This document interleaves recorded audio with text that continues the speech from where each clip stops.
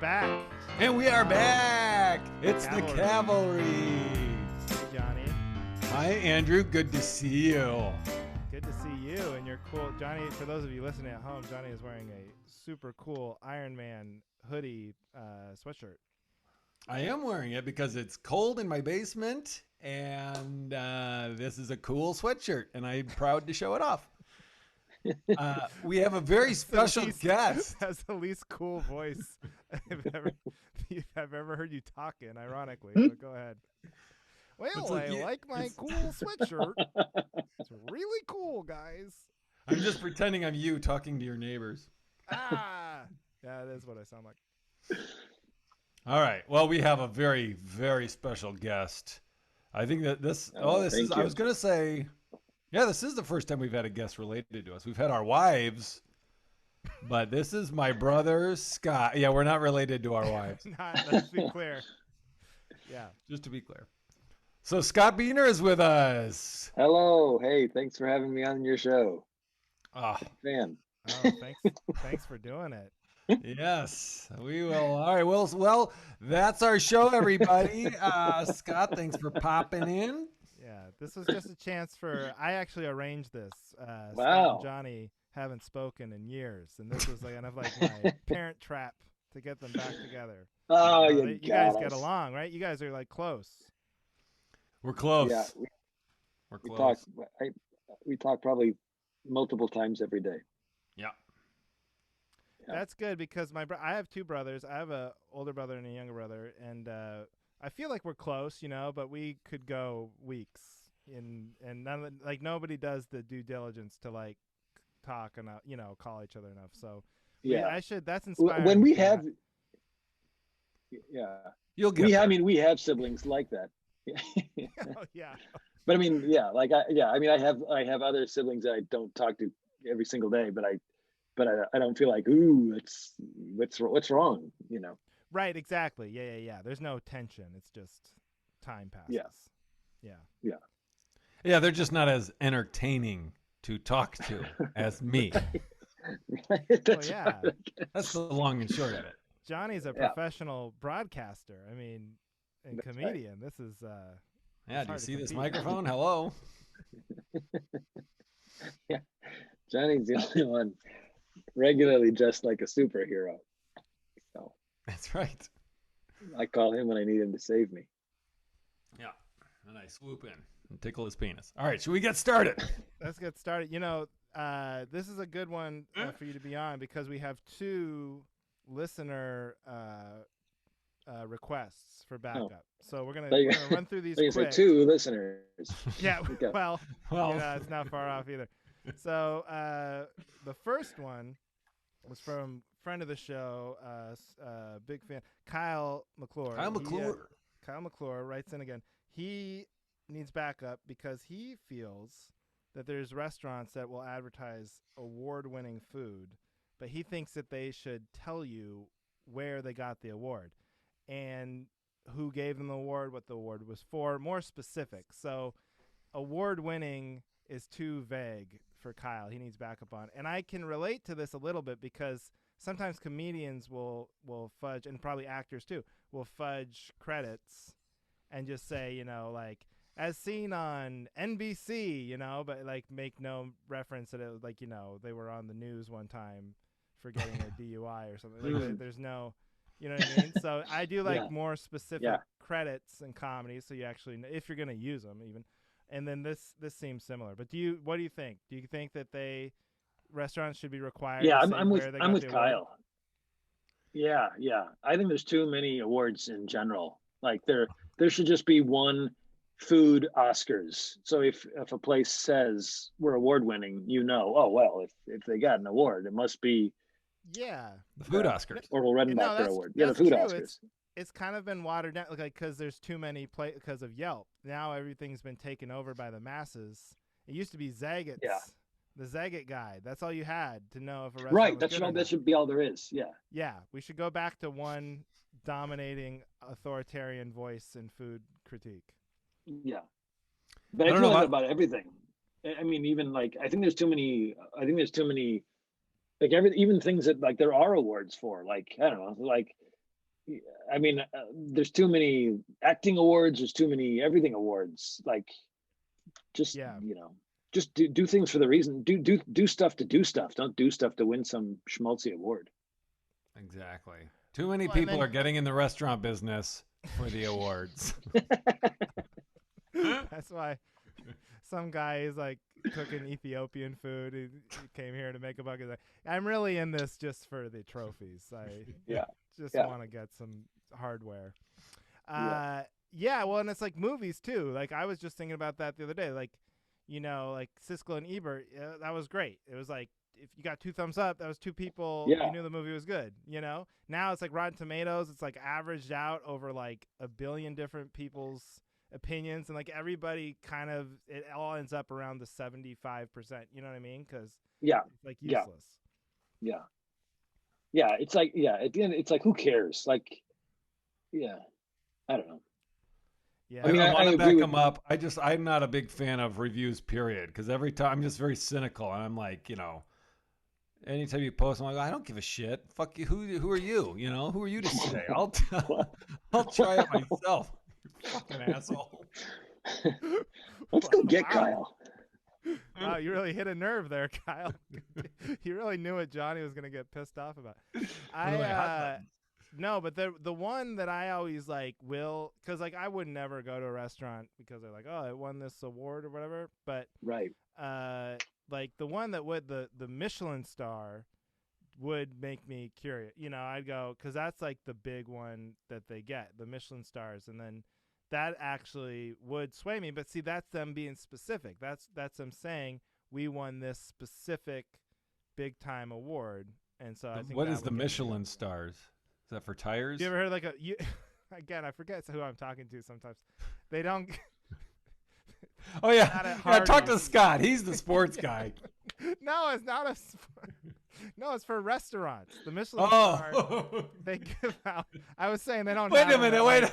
Carl's Jr. and Taco Bell. Okay, so you're not familiar with the Michelin star system. But the Michelin star it's hilarious because it's at Michelin tires. It comes from the same universe, but it's like these French people or family or something, and they just started rating restaurants, and that's like the gold standard for your restaurant. So if you get like a Michelin star, you're like recognized throughout the world as like a world-class dining. And sometimes it's like hole in the wall. So it is kind of ridiculous. Places. Like it's not they're not from the same universe. They're from the same. No, it is ridiculous that we've let the tire people tell us. Right. Yeah. I'm agreeing. That is yes. Yeah. Okay. I mean, now that I think about it, maybe I shouldn't be so swayed by the Michelin stars. But anyway, Johnny, I love how just there is no universe you're gonna know what a Michelin star was. I just assume because you're like, oh, I forgot who I was talking to. I was like, I just assume, oh, it's probably sports. Yeah, no, but I don't know, maybe. No, you just meant knowledge in general. Yeah. No, not knowledge in general, but just the fine dining is not maybe sure. forte. That's not my forte. Yeah. I think Kyle's been backed up. What do you think? Yeah, no, I think we're all in agreement. If you're gonna say the award, say where you got it from. That is perfectly reasonable, and in all walks of life. You can't just go award-winning or like the other one I just thought of here, best-selling author. Like there is no author that's not like best-selling, because they can just. So you should have to say best-selling among what? Like what's the ranking or what list or whatever. So I'm agree with specificity when it comes to awards. No. It should be like, I think books should be like McDonald's. It should be like 2,347,684 copies sold. Right. Counter on the book somehow. Yeah, the book should have a digital readout, or it should just number it like this is the book. This book is 450,000th or whatever. Mm-hmm.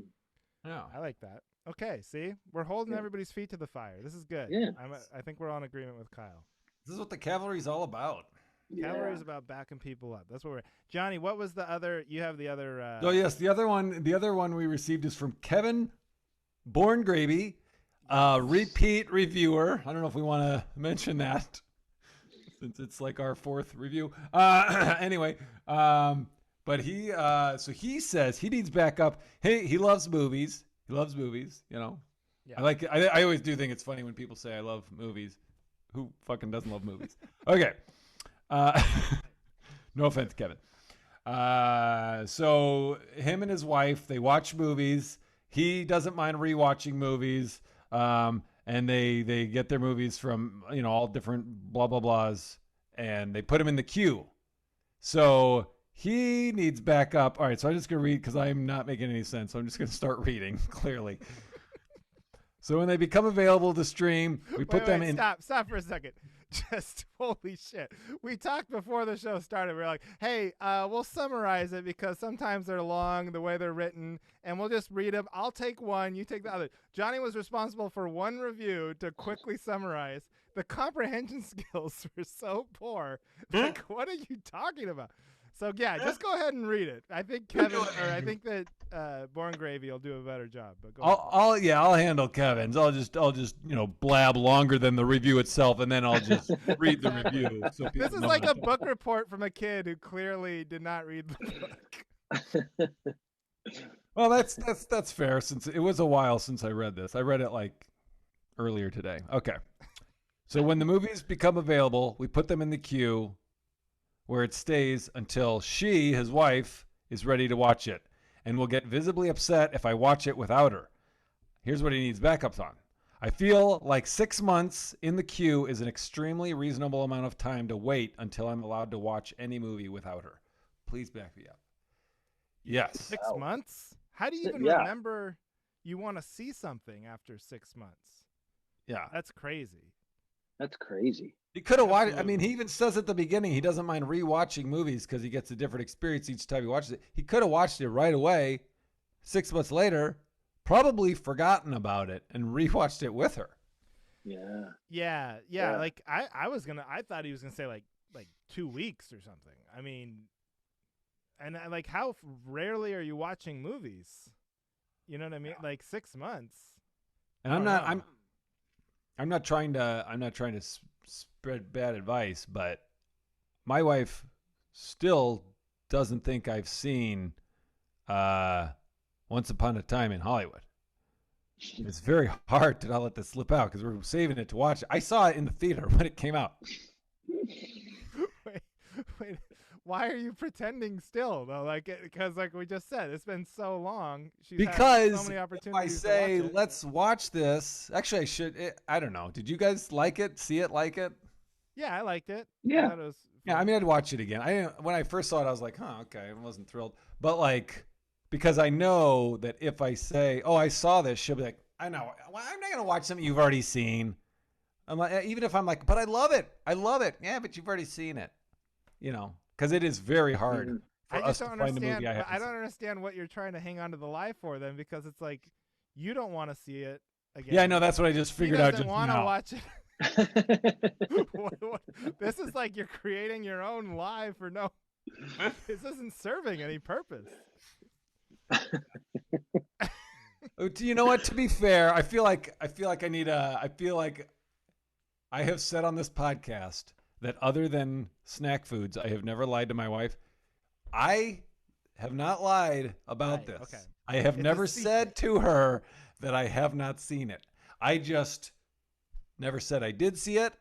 And every time she's like, oh, there's that, I'm like, oh, that looks good. Or, I just say things so that it sounds like I haven't seen it. It's just it's an incredible secret to keep. I want you to keep it now. Now it's so ridiculous because it's so small of a secret. I want you to keep it for like till the end of your life, like on your deathbed. You should tell her. Like, my impulse is to send her a postcard. Aaron, Johnny's seen Once Upon a Time in Hollywood. Right. Scott's gonna blackmail. Yeah. Just listen to episode 51 of the Cavalry. Right. Use the cutout magazine letters so she can't trace the handwriting. Yeah, right. Oh my gosh. But I'm lucky. My wife we'll be watching something dumb that she likes, and she'll turn it off and be like, "Oh, do you want to keep watching it?" Like, I mean, she doesn't care. I can watch anything without her. I mean. That would be rough if I had to do that. Yeah, my wife, I think I'm pretty similar. My wife is she'll say it like there'll be like a week. There'll be like, yeah, let's watch this. I really want to watch this, but she'll lose into like if we don't watch it pretty quick. She's like, go ahead and watch it. My thing is like if I see it on the plane, then all bets are off, because it's like then I'm on a plane. You got there's nowhere escape. Like you want me to do? Not watch it and stare at my feet? Yeah, exactly. Right. Yeah. So that's kind of my. But will your wife watch a movie that you've already seen that you? Yeah, if I you know what that just happened. Although this is like an older movie, but I wanted her to see Michael Clayton. She'd never seen Michael Clayton, the George Clooney movie from a while. I love that movie. I love it. It's a great movie, and so and she watched. I'd already seen it, but she watched it. Kind of like because Johnny, we started doing the thing. You do this in your act, but you talk about how you pick one movie one night, and Aaron picks it. Yeah, and so we started really doing that because before we were trying to compromise every time, and it was chaos. You can't. You can never. You just keep flipping, and the next thing you know, we're watching like Arrested Development or something before we fall asleep. So now we're on this system where we're going every other night. So that's what I picked for my night was Michael Clayton, and she liked it. So it all worked out. That's great. Our system has changed a little. It's worked out in my favor, but now she just tells me to pick the movie, and then yells at me when she doesn't like it. And when she it's like oh you pick one, she'll be like, oh yeah, you wouldn't like that. You wouldn't like that. Like I don't have that mindset. I'm just like I'm trying to convince her she will like things that I want to watch. Like what about a sci-fi thriller mystery? Oh god, no, it'll be really good. No, whereas if it's like a period piece, she'll be like, oh, I want to see this, but you're gonna hate it, so no. My wife is so out on anything sci-fi. Like even so, like like Apollo 13 or something. He's like, no, I don't want to watch sci-fi. It's like, no, that happened. They just went to space. It's not fi. It's just sci. It's not sci-fi. Yeah.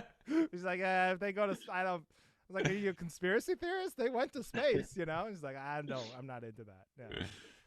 That's funny. So are we all? We're all backing up Kevin. Of course. Yeah, 6 months. Oh, I mean, that's yeah. like 6 that's months like is ridiculous.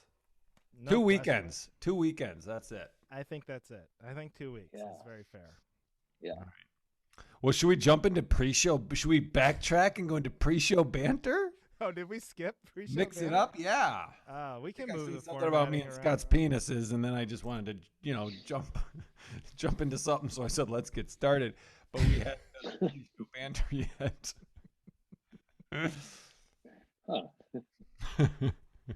Well, this is exciting. I've never been more excited for pre-show banter in my life because Johnny sent me an email with a tease about his. It was a text.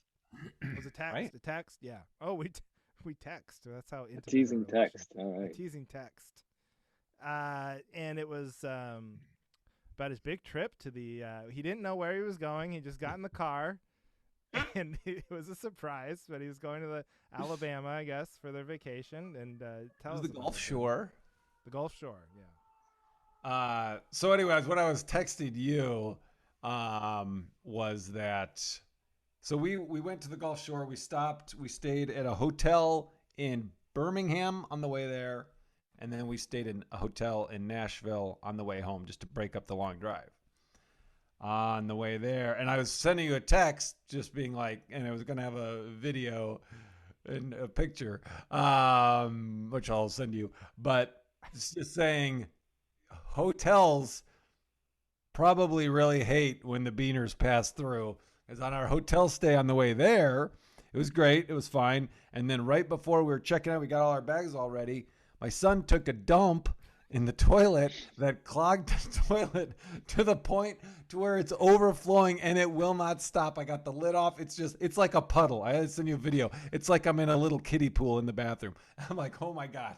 So I go out in the hall. I'm like yelling. I'm like, hey, I'm flagging down the ladies. I love that your initial impulse is to grab your phone and film it. Well, that's why I didn't post it on social media, because then everyone would be like, you idiot, why are you filming it? just send it to my close friends who I know won't judge me. Anyway, so I flagged this cleaning lady down, and I'm like, yeah, it's there. We got a clogged toilet. It was my son. It wasn't me. Can we? We need someone to. There's no plunger in the room, and the lady's just like, it's fine. Just go. It's fine. Just go. So we're like, okay. She said go. All right. So we left, with just water everywhere. So that was on our way there, and then on the way back, we stopped in Nashville, and someone must have picked up a stomach bug or something, because my daughter got sick. And so we get there, and when you book a hotel room on Hotwire, no matter if you say you have 2 kids, 2 adults, it doesn't matter. They just give you 1 bed. So all 4 of us had to squeeze into 1 queen-size bed, and then the baby, if he was in the pack and play. So we're all squeezed in this, and I'm watching that movie Bad Trip on Netflix on my phone, and everyone else is trying to sleep, and all of a sudden, my daughter sits up and just vomits all over the bed. And my wife's like, oh my God, go in the bathroom. So she gets up, pukes on the floor here, and then pukes on the floor here, and then pukes a 4th time all over the toilet. So there's like 4 vomits, including on the bed. And it's all 4. And I'm just like, okay, all right. This is great. So I called down on the desk. I'm like, we need new sheets. I got a sick kid. And he's like, yeah, we don't have overnight maid service. I was like, no, it's fine. I can just come and get them. And he's like, well, we could bring them up to you, but it'll be at least an hour. And I was like, what? Why? He's like, well, because I'm the only one on staff right now, and I have to go down to get them and blah, blah, blah. So I was like, oh my God. So we just pulled off all the sheets and used towels. We put towels over it was still, and then, in the morning, there's vomit. I mean, I told them. So then we left. It looked like like a band. A band stayed in the room and just vomited everywhere. It was terrible. Oh my God. Wow. Yeah. So that was our experience. It's funny to me because the traveling, the little amount of traveling we've done in the COVID era, my wife and I, it's always been like, we get to a hotel room and we take our wipes and we're carefully wiping down the handles and the remote, because we were that was before, they didn't really know it could live on surfaces, whatever. So we're really wiping everything down. But just then when you really think about it, it's like, there's just vomit and shit everywhere. Why are you, my wipe will get it. Why are we, because what the story you're describing has happened at some point has happened in every single hotel room in America. Right. Like, there is no room that all of that horribleness has not happened in. Yeah.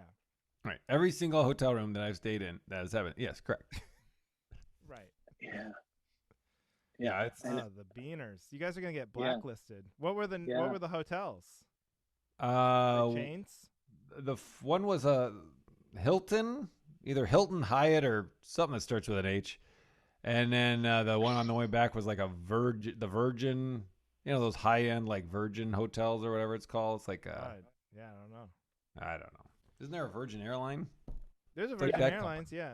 There used to be. It's that company. Their colors are like red and black. I didn't know they had hotels. I didn't either. I have one in Nashville. Yeah. I stay away from that one. Yeah. Yeah, for sure. Yeah, you should tell everyone what room numbers you were, so everyone knows if you're staying at these places. You're gonna want. I keep checking my American Express online app to see if they're like, yeah, we had to buy a new floor because you ruined ours, and we just put it on your card. Right, because if you did all that in an Uber, they would charge you like $200. Oh. Yeah. Oh, I drew the hotel. They don't that. Seem to. Yeah, it doesn't seem to be a problem. So, Well, that is exciting stuff. Good regional banter. Overall, the trip pretty fun, or was it just? Just so fun. Yeah, it was a lot of fun. Really fun. It was. I don't know why I listen to myself. It sounds like I'm sarcastic, but it was fun. That sounded well. It sounded sarcastic in your tone, but then also coming off the heels of you describing the trip. The two highlights you picked for us were horrible. So yeah, but no, you actually had fun, is what you're saying. Yeah. So the video I was gonna send you was was me standing in the puddle, and then the picture I was gonna send you was a picture of Aaron, because before we left, Aaron wrote like a long apology letter to the house cleaner. I was like, "You don't deserve this. I am so sorry. You need to be making more. We don't have any cash. I'm so sorry. All we have is this $5 bill. You deserve so much more than $5. This hotel should pay you more. I apologize. There is vomit everywhere." I thank God you at least had the $5, because we've had that conversation, right? Like, is it better to leave nothing or $1? Yeah. But that is $5 was probably appreciated, I'm sure. Yeah. The first time for that mess, I should have left 20. And the only reason I had 5 is because I had to get cash from the ATM to tip the valet. Do you tip a valet if it costs $42 for them to valet your car overnight? Yeah, I think you have to, but that $42 in where was that? Nashville or Birmingham? Yeah, that sucks. There's got to be like parking in there. Like, is parking that tough in those places? I don't know. I don't. Who gives a shit? $42? Are you kidding me? Yeah, really. Are they blowing your car? That sucks. Thank you. I hope they are. The first time I ever really worked the road, I went on some Canadian Yuck Yucks run, and I was brought along as a host by my buddies, and they took me out. I just graduated college, so they took me out and got me really drunk on Canadian beer, which is pretty strong compared to what I was used to, and drinking Bud Light all the time. And so I got so sick, I puked in my sleep, which is like, dangerous, as I've seen in like VH1. So I woke up with vomit, and I was like so drunk and hungover, and it was a hotel. I was in the room with my buddy Brian. I was just crashing in his room that the club got him or whatever.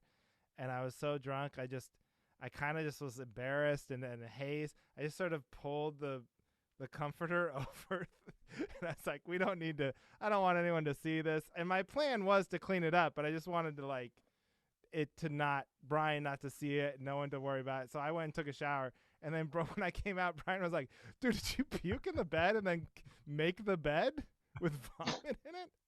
And I was like, yeah, I guess so. And so, but I think I gave the maid 40. I think I paid 40. Because we were so scared it would get back to the club, and then we'd never work again and all this stuff. So. Oh God. So every hotel bed in America. Yep. Yeah. I had a puke in my sleep story. I got home really late, was really drunk, got in the bathtub to take a bath, passed out, and woke up just in a bathtub full of puke and water. Oh, God. It was awful. And I didn't even, my wife came in at 3 or 4 in the morning. It was like, "I was looking for you. Where the hell you were? Wondering when you got home." And then she's like, "What?" I'm just naked in a tub full of puke. That's awesome. You married this. It sounds like a scene from that movie Seven. You ever see Seven? You sound like the dude with the SpaghettiOs. Yeah. Can I tell you my puke story? Yes, please. Johnny is almost 7 years younger than me. And when we were kids, we shared a room. And one night he got scared. Oh, he used to get scared in the middle of the night. And when he would Scott, you're embarrassing me. With me. Well, one night he got sick and puked in his bed and got in bed with me. And I was so uncomfortable having him in my bed. I, half asleep, went and got in his bed. And so I woke up in the morning. It's like, why is my face all crusty? It's like I'm breaking out. And I figured out, that's what happened. I went to sleep in a bed of puke. Oh, so you didn't? Okay, yeah, that makes sense. You didn't Yeah, know that Johnny had I didn't puked in know. his Yeah. bed. Oh yeah. Yeah. Yeah, I puked. Because And that was would have like, been oh, this funny is if not you're good. like faced with the choice of Right, sleeping Johnny or with puke? I'll Johnny take the or puke. puke. Yeah. I'll sleep with the puke. Uh, Johnny, I like that. When you get home really drunk, your instinct is to take a bath. I've never heard anybody. It's not my instinct. It was that night for some reason. Yeah, I don't know. Yeah. Not a big bath guy. But man, oh my God, should we? So that has been puke talk. Yeah. That was a new segment that we keep trying to pull this show out of the toilet, but Oh, I didn't know we were doing that. yeah, well, I tried, but Maybe that's why we keep going back to the toilet. Yeah, I was unaware of these goals. Should we get into it? Should we do some more backing up? We should back it up. Yeah. Scott, what do you need backup with? Oh, thanks. You're welcome. Well, I'll tell you. The thing I need backup with is this. It's sort of a general thing, but I was thinking about your show in general and how, like, the point of this show is that people say they have a complaint, and you guys are there to say, like, yeah, that sucks. You're right. And you get my big complaint is when I'm trying to bond with someone, I have a tendency to I'll try to like make myself vulnerable in an effort to get closer to someone. Like I'll reveal something I'm struggling with, or and I mean, like, this is like in situations like maybe if I'm working with someone who I know them, but I'd like to get more, I'd like to make it even funner. So in an effort to make it like we're friends, I'll be like, what I'm having trouble with, and just anything. My car is doing blah blah blah. Don't you hate when this happens, or or I really suck at XYZ. Do you suck at XYZ? And I feel like that's a pretty normal thing to do, but I feel like 9 out of 10 times when I do that, and I guess it happens more with guys than women. That 9 out of 10 times when I do that, I get like an earful of advice, and and it's all oh, you know what you need to do, dude, you gotta blah blah blah blah blah, and then I will complain about that to my wife, and my wife points out. My wife is quick to point out, you set yourself up to do that. You are constantly putting yourself in the position to get advice dumped on you, and then you don't like when it happens. But because I feel like you have to like take my face in your hands and say, Scott, can you give me some advice on XYZ before I will start telling you what to do? Right. You could be like, because I'm always going to be like, oh, that sucks. And I feel like all anyone ever wants to hear is, yep, you're right. The thing that you think sucks does suck. Yeah. I just wish people were, I know exactly what you're talking about. I think some of that is a LA thing. I know that you. I'm so glad you said that, because I wanted to, when I was thinking about what I was going to say, I was thinking that, but I thought, well, I shouldn't say that. So no, thank you for saying that. Yeah, I because Johnny and I God both forbid, also lived in. Yeah, but it's like admitting vulnerability there is is not as like, because people just have turned off that they're like they've become these sort of everyone's got to be a pursuit superstar. of perfection or whatever. Yeah. And so when you say like, oh yeah, I'm having, don't you hate it when you can't remember your line, or when you're trying to park or whatever, and they're like, oh well, you need the parking assist with the new Volvo, because then and you're like, no, I wasn't looking for a solution, I'm just trying to talk here. Yeah. I know exactly what you're talking about. Yeah, it's horrible. But I think some of that is LA stuff, but I'm sure that exists everywhere. I'm sure it does too. But it happens in LA. That's where I will be in situations where I'm, that's the city where you are constantly one-on-one with someone and realize I've known this guy for 8 years and I know nothing about him. Oh my God. So in an attempt to fix that, I'm going to reveal myself and, now I like him less. You know? You're like, it really was just a brick wall the whole time. Yeah. No, I'm with you, and you're so right. Like, it's so obvious when someone's actually looking for, like, if you've lived any sort of normal life, it's so obvious when someone's actually looking for advice, or if they're just like, because like if you say, oh man, I hate it, at the drive-through when they get your order wrong, and then like, actually, what I've been doing is going to Whole Foods and buying groceries and making a lunch. And that way I don't have to go to the grocery. Well, great. I don't fucking care. I just want the drive-through to work better. Can I complain, please? Yes. Yeah, it's like, don't they know? Like, don't they know how nice it feels to be empathized with? Like, I always feel like sometimes I'll like make a list. I don't really do this, but in my head I'll be like, I had that problem with this guy and I had that problem with this guy. I would love to see these two guys be at a diner. What do they just fucking do? Sit and talk about how awesome they are? Like, yeah, that's the whole city built on that. Yeah. There's another thing that happens. There used to be this guy who ran the comedy store, Tommy. This guy named Tommy. Okay. And my friend Lance would do this amazing. He worked at the comedy store for a long time, and he'd do this amazing impression of Tommy. And the whole thing was, he's like one of these guys. It's not just that. That's what he would do. So when you're talking to a guy like Tommy, back then he was booking it. So every comedian is just all you're trying to do is agree with him. He's talking about aliens or something. You're like, oh yeah, there could be aliens. It doesn't matter. He was a kind of a crazy guy. So, but every comedian is just trying to agree with him. But he's one of these people that are impossible to agree with.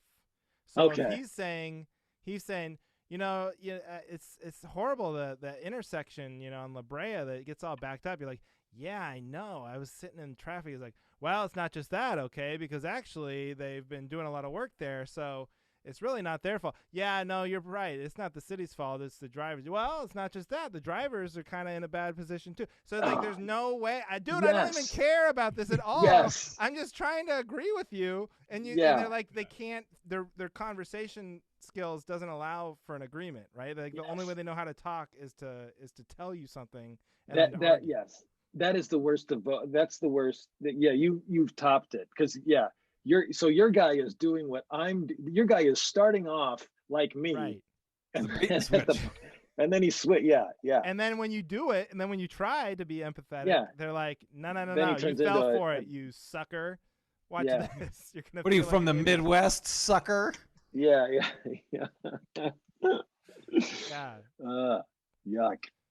I do think, I relate to that a lot. I think there is similar Pacific Northwest and Midwest energy, and as far as like just trying to kind of get along, Mm-hmm. Yeah. But yeah, what do you think, Johnny? Are you backing him up? Of course. Thanks, John. I've been on the receiving end of that. I've heard you tell me tales. Yeah. And then you don't, and then you go, you know what you need to do. Yeah. You need to stand up for yourself. That's what you need to do. You need to tell them. You need to start filming. You need to start filming these clogged toilets. Okay.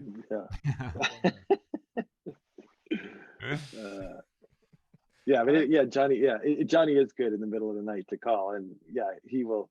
He does exactly what I want. He's like, that sucks.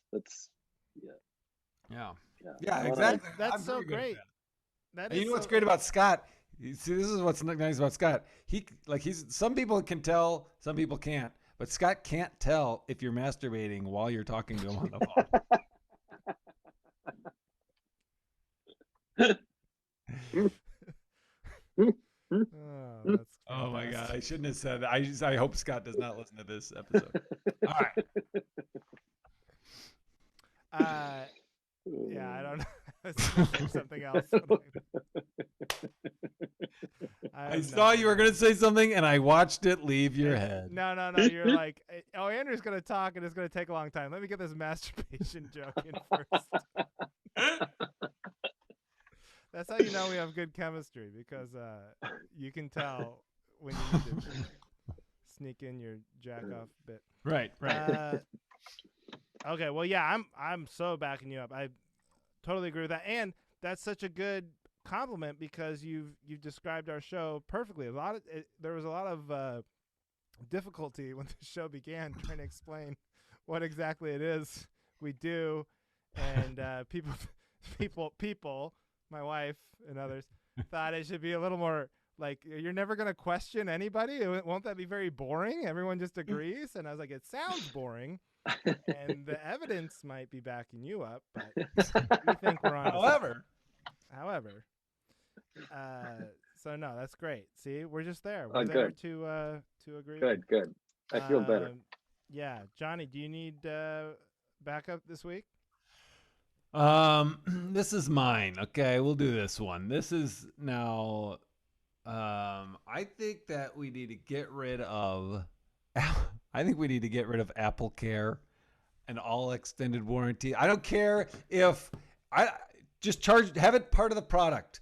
If Apple Care is $80 and the iPhone is $400, charge me $480 and say that's how much this costs, and you're covered for 3 years.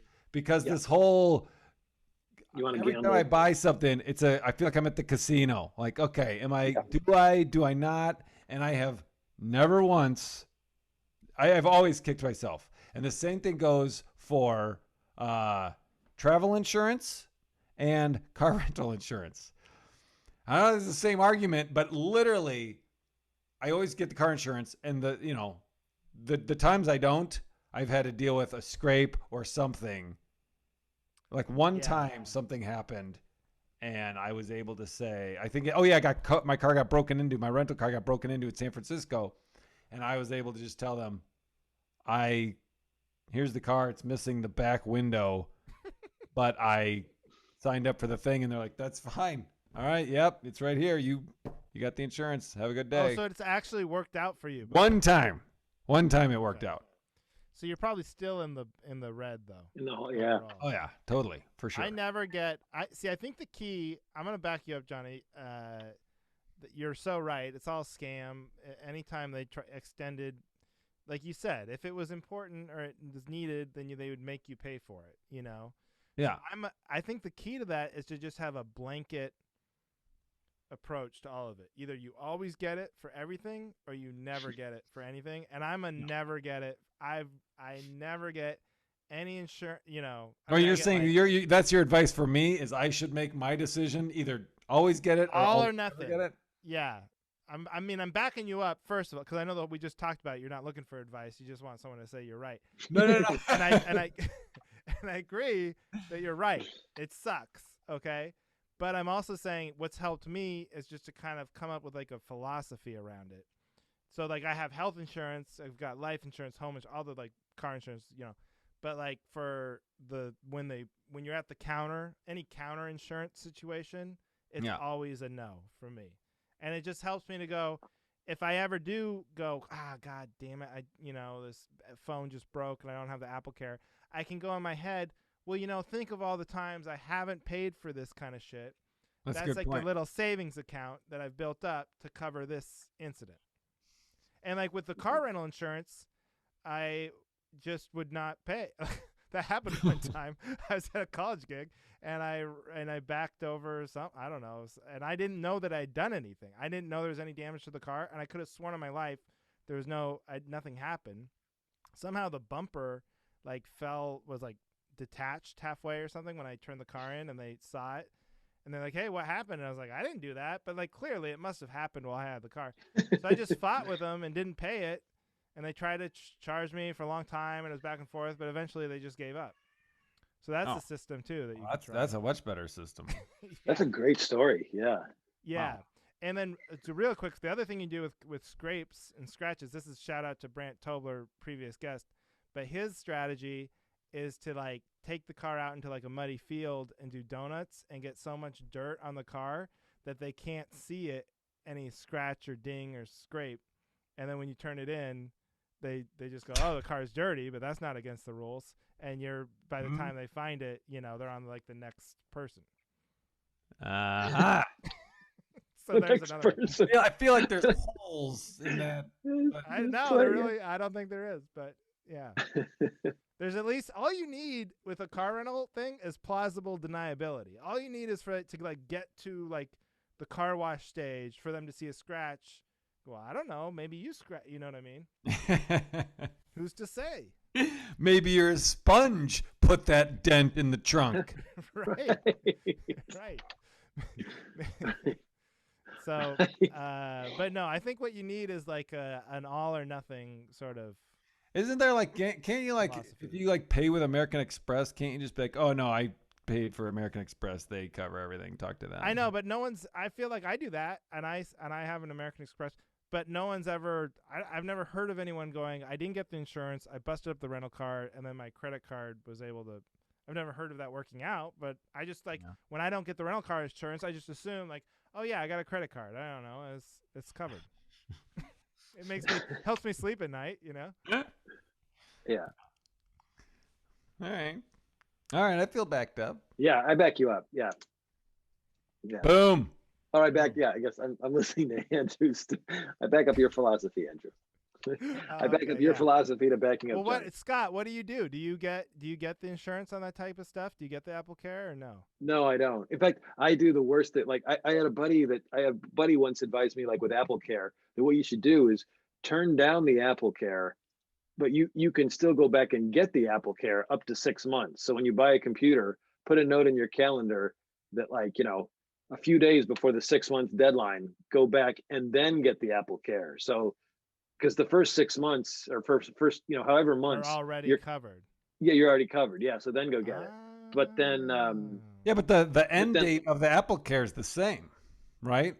No, it's not. If you go get it, it's would you like a year and a half of Apple Care or whatever? Oh my god. So but the thing I always do that, I make a note and then I just did that like less than a week before the trip. We got an iPad.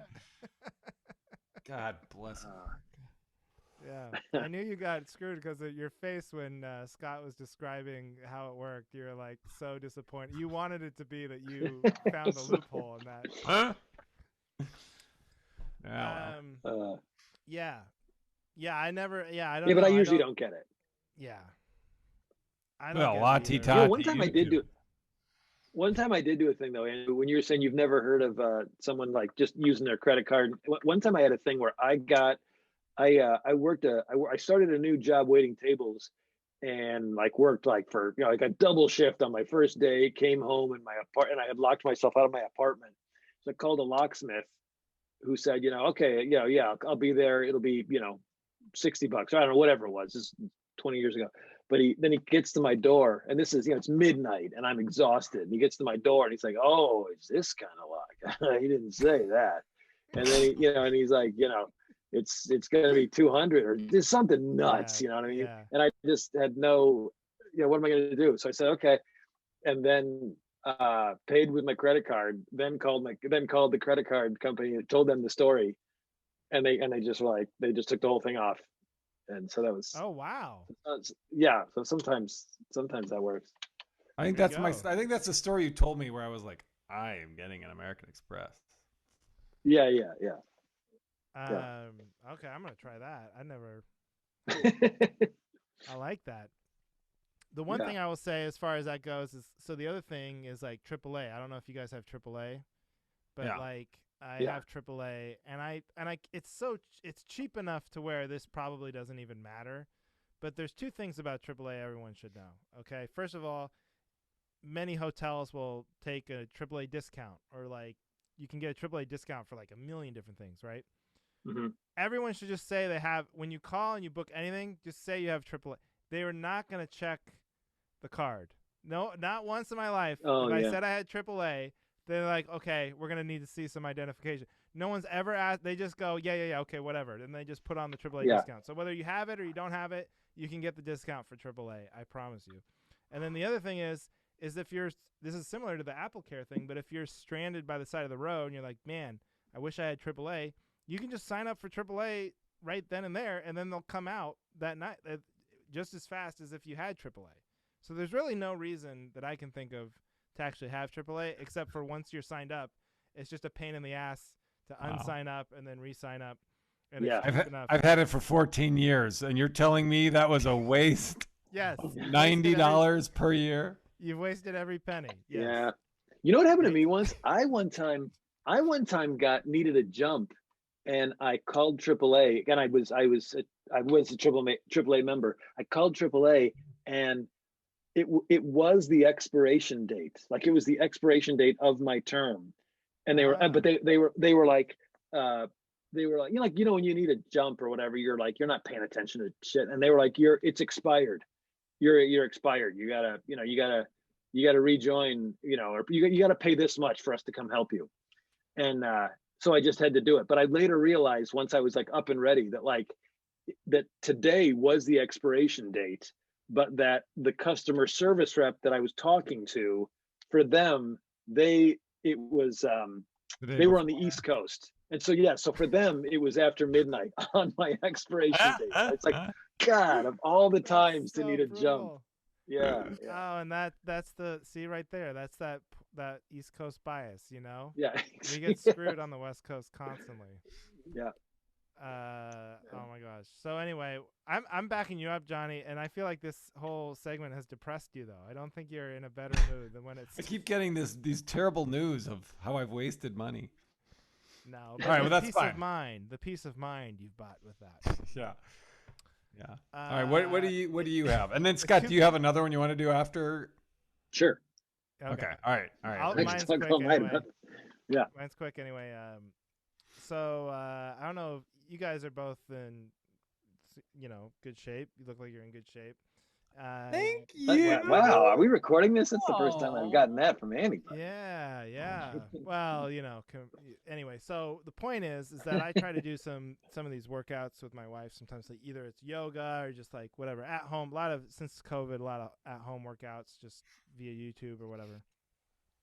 I feel like there'll be this moment where, especially in yoga, okay, where they'll tell you to do the exercise, and then you're doing the exercise, and then they start telling you to like engage things. They're like, because oh, you should be feeling it here, like let's say in your abdomen, right? You should be really feeling it in your abs. But I'm like, I'm doing everything that they're saying to do, and then like, if you're not feeling it in your abs, engage your abs. And I'm like, well, that's a flaw of the exercise then. If you're just telling me to like flex my abs, I could sit down and just flex my abs. Why am I waving around all this stuff if I should just be sitting down? Or they'll like really flex your calves or something. It's like that's a failure of your exercise to exercise the thing that you think should be exercised. Yeah, and if it I'm should be doing inherently flexing when doing what you're telling me to do. You get it. Thank you. I was wondering if that made any sense, but thank you. Yeah. You get what I'm saying.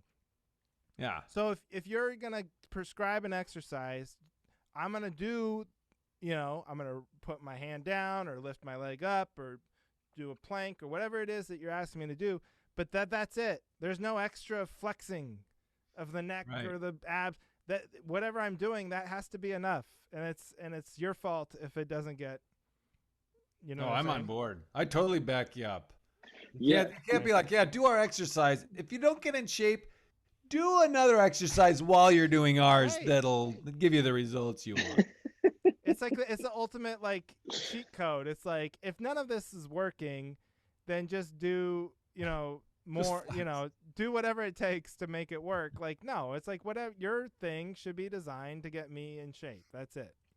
Yeah. If I'm doing everything you're saying. Yeah. Right. Yeah. Andrew, have you ever had oh my God, my life is ruined, back injury? Yes. Yeah. In college, I had a slip disc and a herniated disc, and I like the thing where you're on the floor and couldn't for like couple years after college, like couldn't sit on airplanes, and I had the sciatica, and it's always been with me, but it's better now because I kind of manage it and do like certain exercises and stuff. But yeah. Oh, okay. Yeah. I was I wondered because the thing that made me think of is like when I've had that kind of thing and had to go and like that, I feel like when that happens to you and you're going doing physical therapy stuff, that's in my life where I've had to like, yeah, do this exercise and make sure you're engaging your core or whatever. Yeah. And engaging the core is such a cheat phrase. It's like, hey, raise but your I arm feel out like this. Yeah. Right. But I feel like with me, the thing I realized is that they made me realize is that like you've got like your big muscles that you think of when you think of your muscles, you know, like you've got your pecs and your abs and your biceps and your triceps. But then like the reason people get hurt in their back isn't because like they threw out like their large back muscle. It's because they injured like one of those super tiny muscles that don't matter, that only get engaged when you're doing, something tiny. So I don't know, I guess my mind when they're saying like, yeah, make sure you engage your core, I always feel like they're speaking to those tiny things that need to get addressed. That's probably true, but you're right, they're still fucking assholes. You get it. I was gonna say that ruins my premise, so I don't want to engage that core. No, but you're right. Like a physical therapist, I mean, they know what they're trained. I'm talking more about some of these yoga instructors or whatever, and it's like, just I'm gonna do the thing. And the other thing is, this is to supplement it. And go, oh, you should be really feeling it in your calf or whatever. You should be really feeling this in your. And my wife does this to me sometimes, because sometimes she does a lot of this stuff, and so she'll like even lead me, and the two of us will do it. And so she'll be, you should be really feeling it in your shoulder, and I'm doing it perfectly. I'm doing the thing, and she's skeptical that I'm doing it correctly because I'm able to do it. She's like, no. If you were really doing it right, you would be failing right now. It's like, why can't I just be good enough at this that it's working out? She's like, no. But really, are you engaging? Are you really? Was she able to do it when? Yeah, she's able to do it, but she's skeptical that I'm able to do it. Oh. And she's like, it's hard for me, so you should be on the ground in a puddle of sweat right now. That's great. Yeah. So just tell me to do. Whoever you do the exercise, as long as you're doing it, that's enough. That's my big. Oh, yeah. I agree. I back you up totally. Okay, thank you, Johnny. Yeah, totally. Okay, Scott. One more. Scott. Oh, okay. All right. This is a quick one. Yeah, this is a quick one. My wife found it very shocking when we got together, when she realized this about me, and she still comments it about me, that like I come off as, pretty nice. And then whenever if I get hurt, like if I stub a toe, or if anytime I unexpectedly get hurt, I don't just curse. I'm like descriptive. I go insane. I mean, I say disgusting, ridiculous things. Or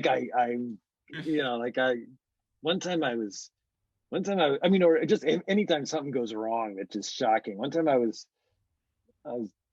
like working on a project, and I was driving with some guys, and we had a piano in the back of the truck, and we like a pickup truck, and we rounded a corner after being assured that this piano was like secure in our truck, and then the piano just flipped out of the truck.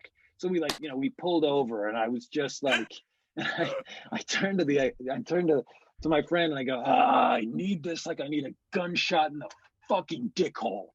And my friend was just like, Jesus, and he was like telling people, yes, the piano fell, but guess what Scott said to me after it happened? He turns to me and he said, and everyone's always acting like, what's wrong with you? But my feeling is like, I'm trying to, it comforts me to feel it. It comforts me to articulate to whoever I'm with that like let it out, like let it out and keep like that let evil them in. know. Yeah, like this isn't just normal bad. This is so bad. A, this happened, and B, like this is so much worse than my standard of what I was expecting. And the only way I can let you, like, now that you've heard me say that, now you're where I am. Right. You didn't care enough about our piano tumbling out of our truck and smashing hilariously on the highway. Yes, yeah, Which like you should you should feel like like this. You need a gunshot in the dick hole too, or That is a great phrase, gunshot in the dick hole, and it also implies an excellent marksman. It'd be a difficult. You got to be a real Robin Hood.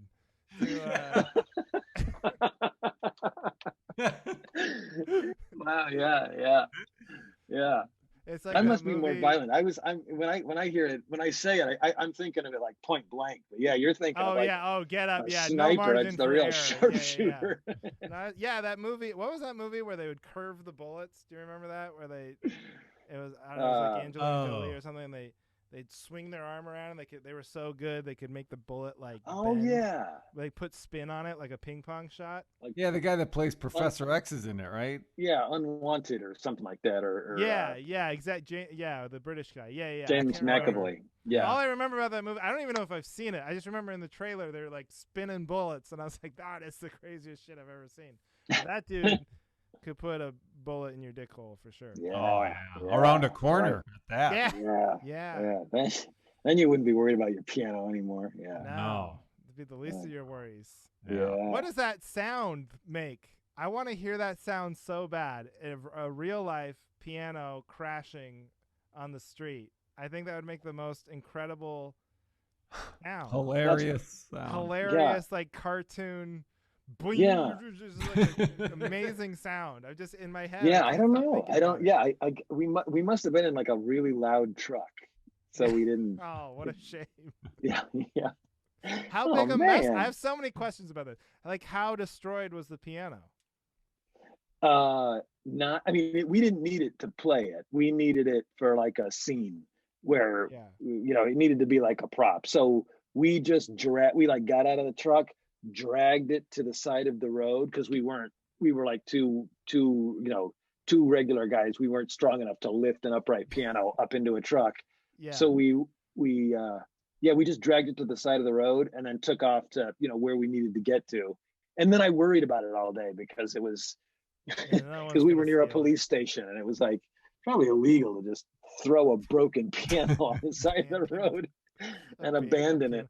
No, just put a free. But then we went back and got it and still used it for the scene. So it was. So it was still intact. It just. Yeah, it was still intact. Okay. Yeah. I was imagining like keys everywhere and strings. But that's. So then, when you returned it, did you just cover it in mud and be like, it's not really dirty? Did you? Or no, you had piano insurance because you paid. Right. Yeah, I didn't know. No, that's an interesting fact about pianos now. I don't know if it was like this at the time of your story, but now they're essentially worthless. In fact, if you have a piano in your home, it's almost guaranteed. Not only can you not sell it to someone, you have to pay somebody to come take it from you because they're like so hard to move and nobody wants one. Why can you not sell it? Because nobody will buy it. Because the market for them, I think people would just rather have a keyboard or whatever. Oh, yeah. They're so big and bulky and hard to move that like no one. Not only is no one going to buy it, pay money for it, they need you to pay them to take it for you. Yeah, that makes sense. Yeah, it's kind of sad if you're a piano lover. Yeah, I have a keyboard. It's like that's just. I think that's just part of life because like now I have a music keyboard and now I'm like, oh shoot, now I can play at night. I just put on headphones and like my whole family doesn't need to hear doesn't need to hear Billy Joel moving out. Yeah. Doesn't need to hear the only four measures that I know played over and over and over again while I pretend I'm in a concert. Yeah. Well, I think it's good. We got off track because I was so fascinated with the piano. But I'm definitely backing you up, and I love hearing. I also get really angry. I don't really like. You have like much more descriptive curses than I do, but I do know that feeling of when something bad is happening and people around you are not as concerned as you, and you want everyone to get as. You mean not as full of rage? Yeah, and they're like, they're not accurately, because in your head this is life and death, right? Yeah. And everyone else is having like an appropriate reaction to it, and you're like, right. No, you idiots don't understand. We needed that piano. You know what I mean? Like I definitely know that feeling. Yeah. It's the worst. So, curse. That's so funny. When you were talking about it, I thought, because I've been on the receiving end of that, and I've heard you, bang your elbow and say crazy things. So I thought you were like talking about stubbing your toe or banging your elbow, and then it turns out you're talking about a piano falling off of the truck as I make a corner too tight. Right. But it's probably the same. I mean, But is it an equal reaction? Like, would you use something about like gunshot in the dick hole for a stub toe too? Is it the same? Yes. Okay. Yeah, because even for a stub toe, I'd be like, my feeling is everyone needs to know exactly how bad this hurt, and also like, and everyone needs to know like, I wasn't expecting to stub my toe. I know how to walk. How the fuck did this happen? Yeah, the worst is when it's like something, and this happens to you and me, Scott, where like you either break something or hurt something, where it's like it's in such a everything aligned perfectly, where you couldn't have done that if you tried, and it happened. Like that's when it's like there's a force that is fucking me in the right now. Yeah. One time, Johnny and I were on the phone, and something happened to him. It was like the perfect storm. Some unbelievable thing had just gone wrong. And he was like, and he called me to say, like, I am so close to destroying this desk. And it was like a big, like a business desk that like an attorney would have in his office. And I remember I was trying to say, like, yeah, I hear you. Breathe, let it go. And he was like, I don't think I can. I gotta go. And then like within the next 5 minutes, he it's slippery slope. He went down, just kicked the shit out of this desk. And at my apartment, I had something horrible happen, and I like put my foot through like a huge fan. So like within 5 minutes, he texts me a picture of this destroyed wooden desk, and I reply with a picture of a gigantic plastic fan that's just obliterated. It has my foot sticking through it. We both just lost our minds. I think we're frightening you. You are frightening. Earlier I compared the Pacific Northwesterner to the Midwesterner because I was like, oh yeah, we're both kind of get along, but no, but you guys are doing it to mask this unholy Scarface like rage. I love destroying a desk. I mean, it's like it takes a long time. It's not just a one kick or one punch. I know. I must have wanted it. Did you use like an axe or what? How did you destroy the desk? I don't remember. How long ago was this? I've destroyed so many pieces of furniture. I'm going to need more. I lived in New York, so this is like more than 20 years ago. Oh gosh. Yeah, I believe it. Between your rage and your sloppy piano tying down skills, you guys have destroyed whole living room sets. Oh. Yeah. I know how to patch a hole in a wall, though. I don't know how to patch a hole in a wall. In fact, last time I tried to patch a hole in a wall was in Mom's house, and she asked me to patch a hole in the wall. And then the next morning, I woke up and she had put me in the basement to sleep because there's too many relatives. And I woke up, hit my head on the 5-foot ceiling that's above, and got so mad. I kicked a hole through the wall I had just repaired. Jeez. You guys are like mafia enforcers. I know, what is going on? I know. I know. So much anger. I know. It's not until I always just think of myself as like, no, I mean, if you knew what I did, if you saw what I saw when I got mad, you'd have done the same thing. But sitting here in the context of talking with Johnny with an objective third person, I realize we need to get a grip on ourselves. Yeah, no, we've just been telling each other too much. No, Yeah. justified, yes. Yes. And wall-headed coming. Yeah. I guess it's you're not doing it to another person, so it's healthy in that respect. But yeah, alarming That's nonetheless. the best. Well, that's the best you can do. Well, you're not murdering people, so that's just sure. People talk back, but desks they stay quiet. I see why you get the rental car insurance now, Johnny. It's because you never know when you're going to start beating the shit out of your Kia Sorento. Oh my God! All right, well that's it.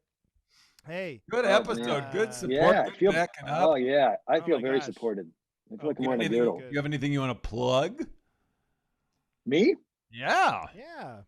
Just me in general. Just everybody, be nice. Just Google Scott. me. Just Google me sometimes Google for no Scott reason. I don't have Beehner. anything going on. Be nice Google when you see them in Scott. public for the sake Yeah. of Your own everyone's safety. safety. And don't give them advice, for God's sakes, whatever you do. Yeah. Thank you so much for doing it, Scott. This was Thanks for awesome to having meet me. you. You too, man. And remember, everybody, we had 2 new reviews. That's good. That was good. That's what we like. No. Some See, reviews we of the show. do get to them, and they came in very recently. Yeah, and we were quick turnaround on those reviews. quick. I don't want to pat ourselves on the back. Mhm. So thank you everybody for listening. Leave a review, and every Monday we'll see. Yeah, do you have and anything we you want to will. plug? Shows are coming back, Johnny. Do you have anything shows coming up? Oh yes. Look Okay. at that. We might as well. June. What is that? June 18th. Appleton was. Oh, they rescheduled you. Good. Yes. I'm gonna be at Laughs in Seattle, in third week of May. So look out for that. Nice. And I should have my vaccine by then too. So good news all around. All right, thanks everybody for listening too. We'll catch you on the flippity flop. Should we do that? Out. Now it's over. Bye. Take care.